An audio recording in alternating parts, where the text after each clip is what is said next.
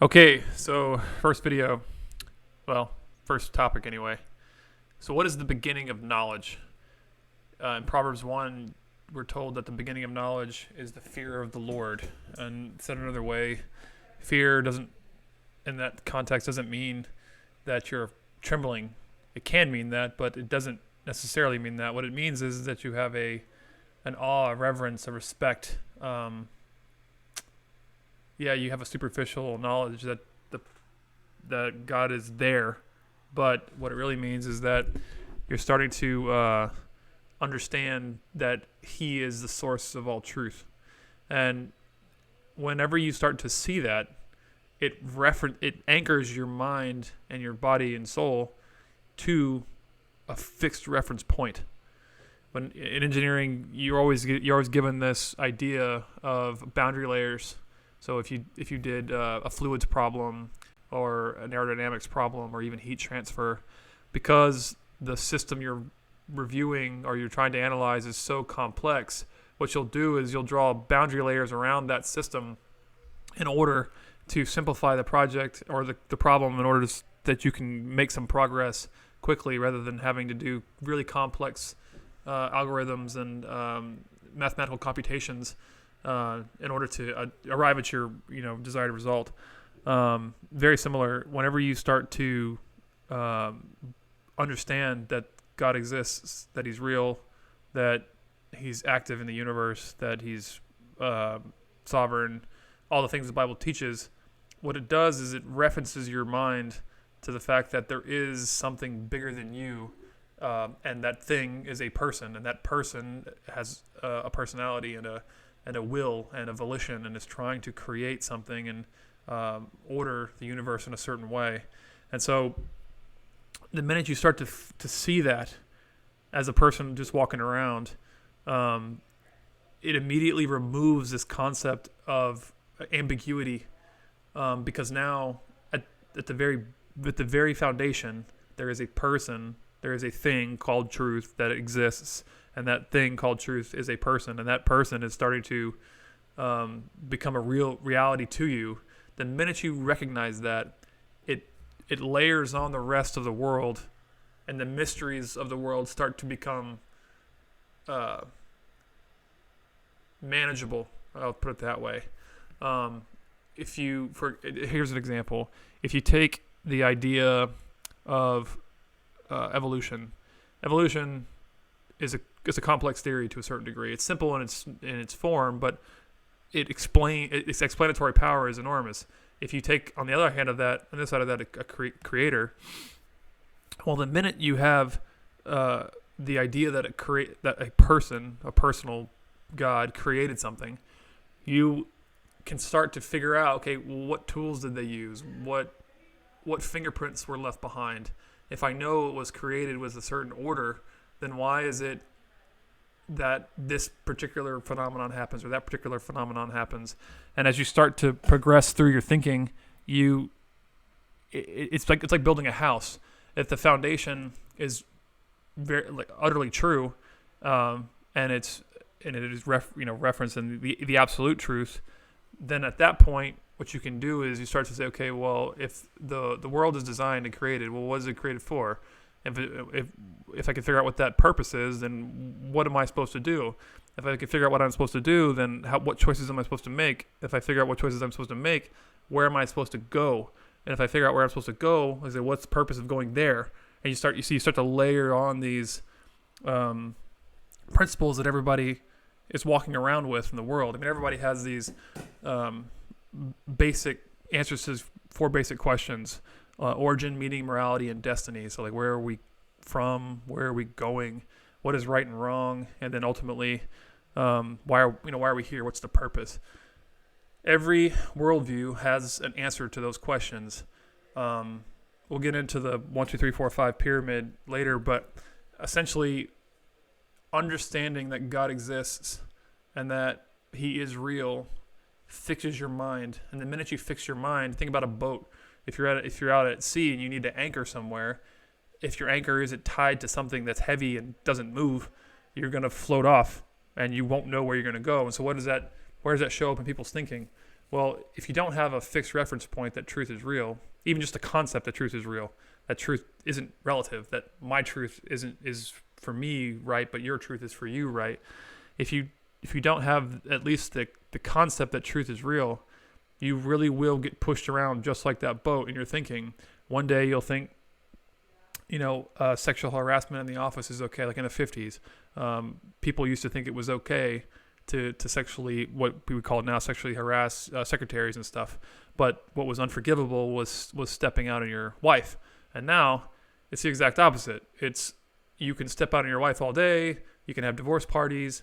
You can do whatever you want. But the opposite is now true for the sexual harassment part. If you even look at somebody the wrong way, you can be prosecuted to a certain degree. And so, not necessarily from a local magistrate perspective, but even just from a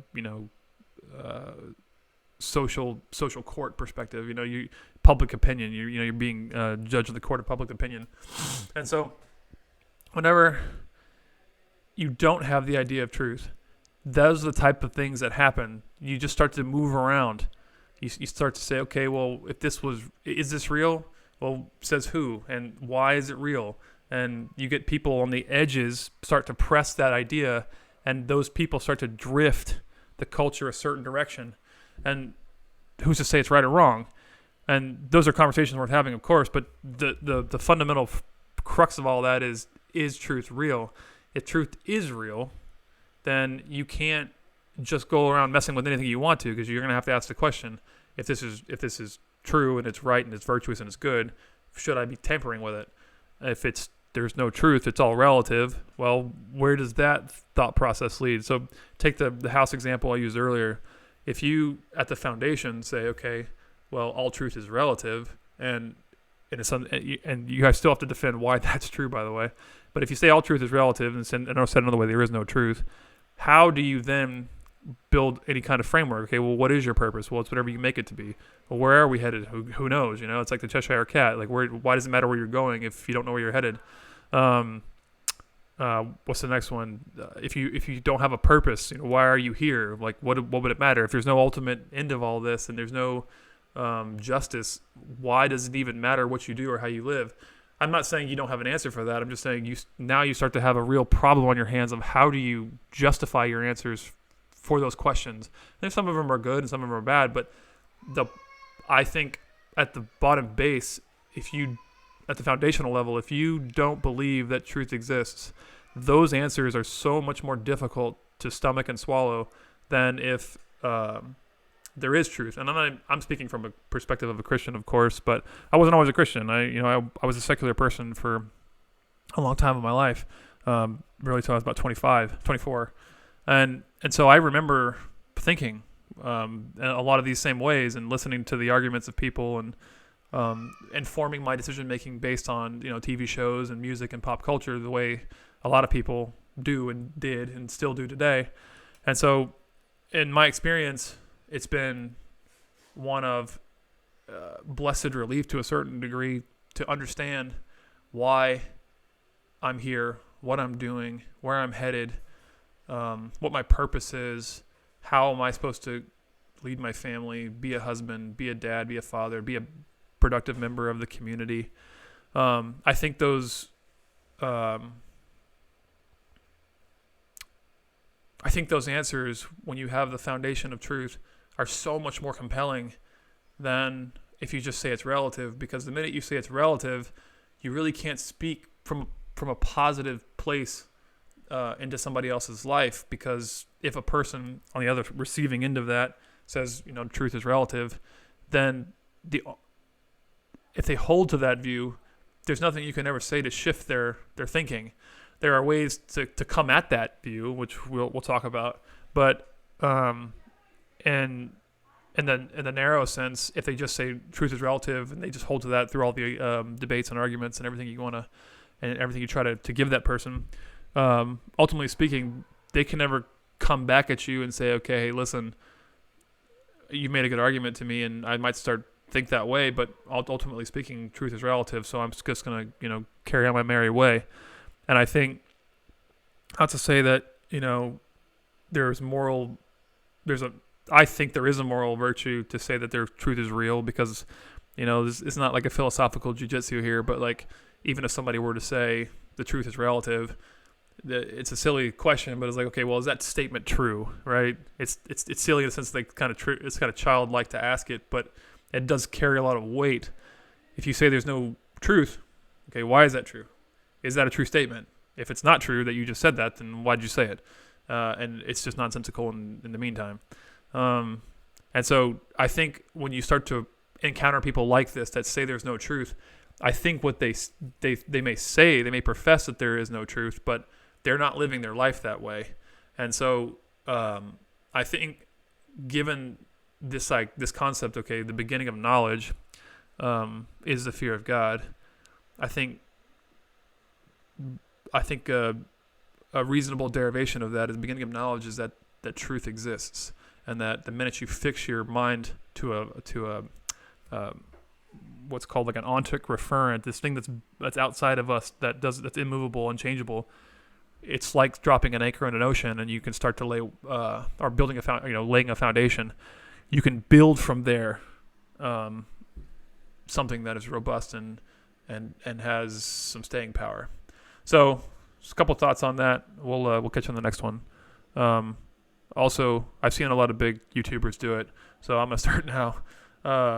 Don't forget to hit the like and subscribe button. We'll talk to you later. See ya.